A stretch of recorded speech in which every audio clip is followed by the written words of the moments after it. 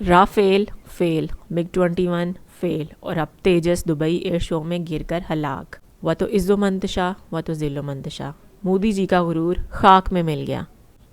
दूसरी तरफ बात की जाए तो एक दोस्त मुल्क जो है वो पाकिस्तान से JF-17 ख़रीद रहा है और ये मेंशन नहीं किया गया कि वो दोस्त मुल्क कौन है, लेकिन नो डाउट वो दोस्त मुल्क जो है वो बांग्लादेश ही है।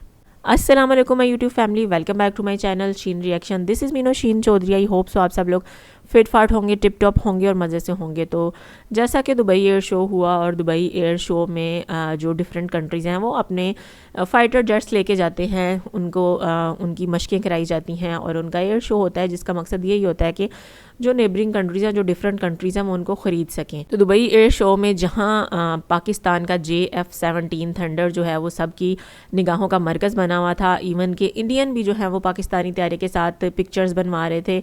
वहीं पे तेजस जो है कुछ दिन पहले उसकी वीडियो सामने आई कि वो लीक कर रहा था और उसके नीचे उन्होंने बैग्स वगैरह रखे हुए थे, जो कि एक बहुत ही एम्बैरेसिंग मोमेंट था। बहुत एम्बैरेसिंग था ये इंडिया के लिए कि इस लेवल पे आके जो है उनका तेजस जो है वो लीक कर रहा था और फिर बाद में खबर आई कि तेजस जो है वो दुबई एयर शो में जो है गिर के तबाह हो गया, जो कि बहुत अफसोसनाक खबर है। उनका पायलट भी साथ ही हलाक हो गया। लेकिन दूसरी तरफ देखा जाए तो मोदी जी का गुरूर जो है वो बिल्कुल खाक में मिल गया, क्योंकि जो दिफाई मुआहदे होते हैं वो ज़्यादा साख पे बेस्ड करते हैं और इंडिया ने जो अपना गुरूर बिठाया हुआ था लोगों पे और जो अपनी साख की जो है वो दबदबा बिठाया हुआ था कि हमारे फ़ाइटर जेट्स बहुत अच्छे हैं, हमारे फ़ाइटर जेट्स ये हैं तो वो हैं, तो उनके हालात ये नज़र आ रहे हैं कि उनके फ़ाइटर जेट्स किसी जंग में नहीं बल्कि मशकों के दौरान ही गिर के तबाह होते जा रहे हैं। और अब तो हालात ये हो चुके हैं कि फ़ाइटर जेट्स जो है उड़ते उड़ते ज़मीन पर आ गिरते हैं।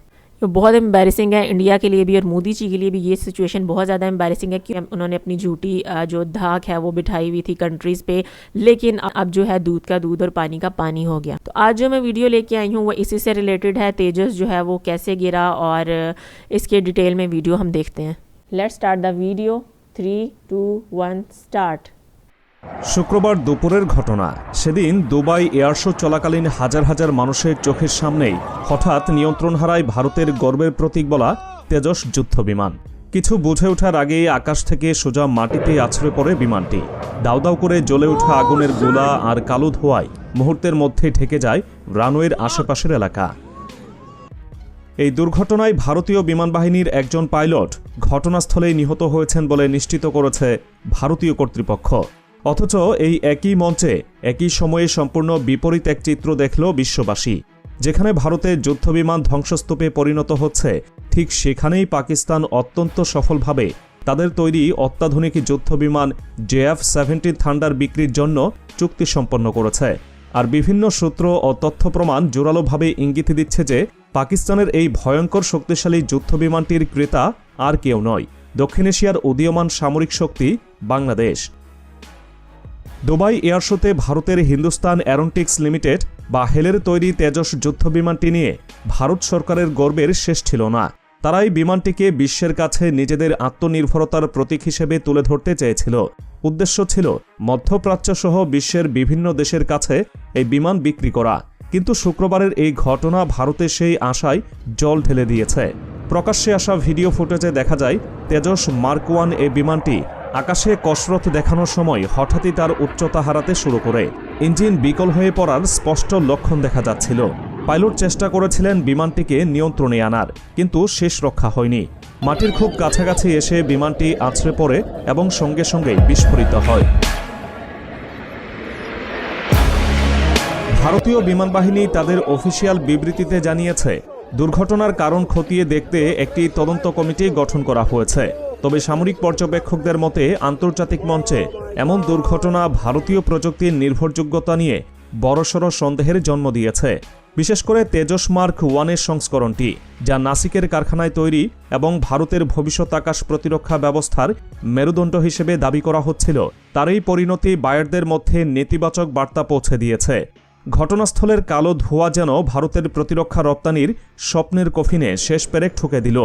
ঠিক আগের দিনই অন্য একটি ভিডিওতে দেখা গিয়েছিল রানওয়েতে থাকা অবস্থাতেই তেজস বিমান থেকে তেল চুইয়ে পড়ছে, জানিয়ে সামাজিক যোগাযোগ মাধ্যমে ব্যাপক ট্রল বা হাস্যরস হয়েছিল। আর শুক্রবারের এই ক্র্যাশ সেই যান্ত্রিক ত্রুটির জল্পনাকেই বাস্তবে রূপ দিল। ঠিক যখন ভারতের এই করুণ দশা, তখন দুবাই এয়ার শো এর অন্য প্রান্তে চলছিল পাকিস্তানের বিজয় উল্লাস। পাকিস্তান বিমান বাহিনী বা PAF আনুষ্ঠানিক ঘোষণা দেয় যে তারা একটি বন্ধুপ্রতিম দেশের সঙ্গে JF-17 থান্ডার যুদ্ধ বিমান বিক্রির সমঝোতা স্মারক বা MOU স্বাক্ষর করেছে। পাকিস্তান তাদের বিবৃতিতে ক্রেতা দেশটির নাম গোপন রাখলেও সামরিক ও কূটনৈতিক সূত্রগুলো নিশ্চিত করছে যে এই নাম না জানা দেশটি হল বাংলাদেশ। এই চুক্তির টাইমিং এবং প্রেক্ষাপট বিশ্লেষণ করলে বিষয়টি পরিষ্কার হয়ে যায়। কেন আমরা বলছি যে ক্রেতা দেশটি বাংলাদেশ? এর পেছনে রয়েছে শক্ত সব প্রমাণ। দুবাই এয়ার শো চলাকালীন সময়ে পাকিস্তানের বিমান বাহিনী প্রধান এয়ার চিফ মার্শাল জাহির আহমেদ বাবর সিধু এবং বাংলাদেশ বিমান বাহিনীর প্রধান air chief marshal Hasan Mahmud খানের মধ্যে একটি হাই প্রোফাইল বৈঠক অনুষ্ঠিত হয়। দুই দেশের বিমান বাহিনী প্রধানের এই সরাসরি বৈঠক এবং ঠিক একই সময়ে JF-17 বিক্রির MOU স্বাক্ষর, এটাকে কেবল কাকতালীয় ঘটনা বলে উড়িয়ে দেওয়ার কোনো সুযোগ নেই। সামরিক বিশ্লেষণে দেখা যায় বাংলাদেশ সাধারণত অস্ত্র ক্রয়ের খবর চূড়ান্ত চুক্তির আগে প্রকাশ্যে আনে না। গোপনীয়তা রক্ষা করে ধাপে ধাপে সামরিক সক্ষমতা বাড়ানোই ঢাকার দীর্ঘদিনের নীতি। পাকিস্তানের ঘোষণার ধরন যেখানে তারা ক্রেতার নাম উৎস রেখেছে তা বাংলাদেশের এই নীতির সাথে হুবহু মিলে যায়। তাছাড়া বাংলাদেশ বিমান বাহিনী তাদের ফোর্সেস গোল 2030-এর আওতায় দীর্ঘদিন ধরেই একটি সাশ্রয়ী কিন্তু অত্যন্ত শক্তিশালী 4.5 প্রজন্মের মাল্টিরোল যুদ্ধবিমানের খোঁজ করছিল। তাদের পুরনো F-7BG এবং MB ফ্লিটকে রিপ্লেস করার জন্য JF-17 ব্লক 3 হল সবচেয়ে আদর্শ এবং বাজেটের মধ্যে থাকা একমাত্র অপশন। পাকিস্তান ও চীনের যৌথ প্রযুক্তিতে তৈরি এই বিমানটি বাংলাদেশের আকাশ প্রতিরক্ষায় এক নতুন দিগন্ত উন্মোচন করতে যাচ্ছে।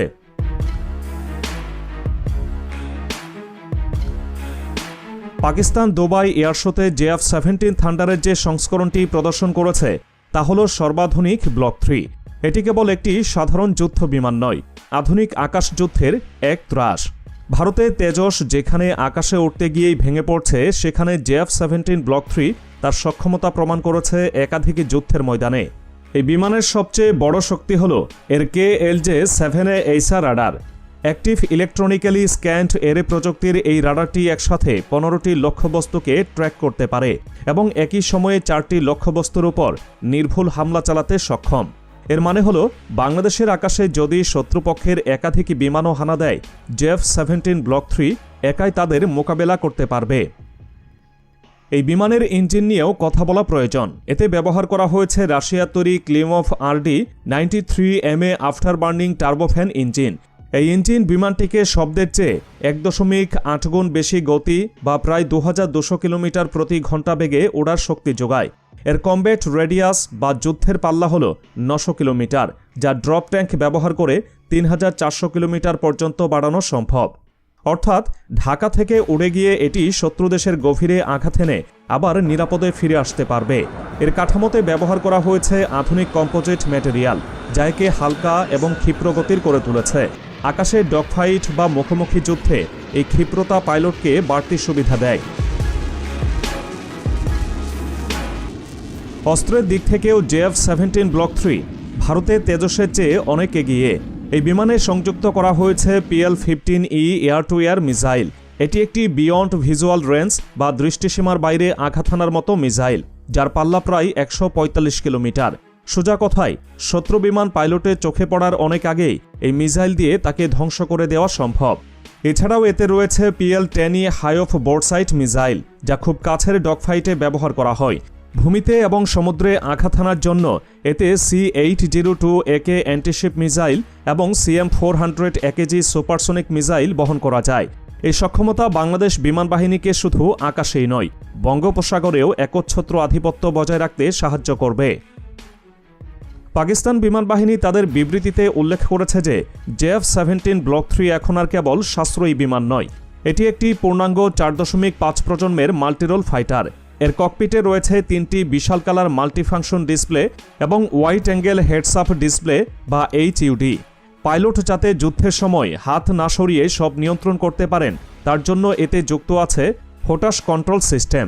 এবং সবচেয়ে জরুরি বিষয়, পাইলটের নিরাপত্তার জন্য এতে আছে বিশ্বখ্যাত মার্টিন বেকার PK-16 LE ইজেকশন সিট। ভারতে তেজস ক্রেশে আমরা দেখেছি পাইলট নিহত হয়েছেন, কিন্তু JF-17-এর সেফটি রেকর্ড এবং পাইলট সুরক্ষা ব্যবস্থা আন্তর্জাতিক মানের।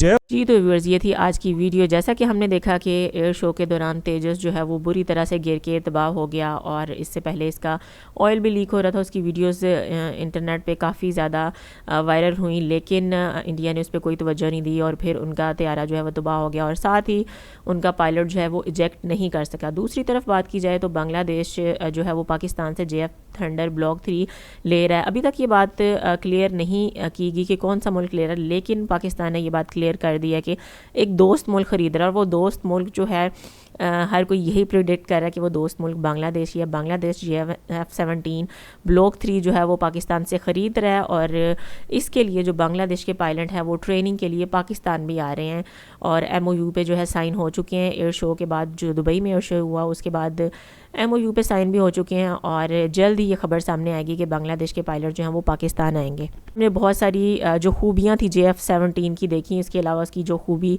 है कि वो फाइटर जेट है और अपना निशाना हवा से ही लगा सकता है और उसका निशाना बहुत प्रिसाइज होता है कि वो डायरेक्ट जाके अपने हदफ पे लगता है। उसका मिसाइल हमने देखा, एक्शन रेट है वो ज़्यादा सेफ है एज़ कम्पेयर टू तेजस, क्योंकि तेजस में जो उनका कैप्टन था वो इजेक्ट नहीं कर सका और वो साथ ही हलाक हो गया।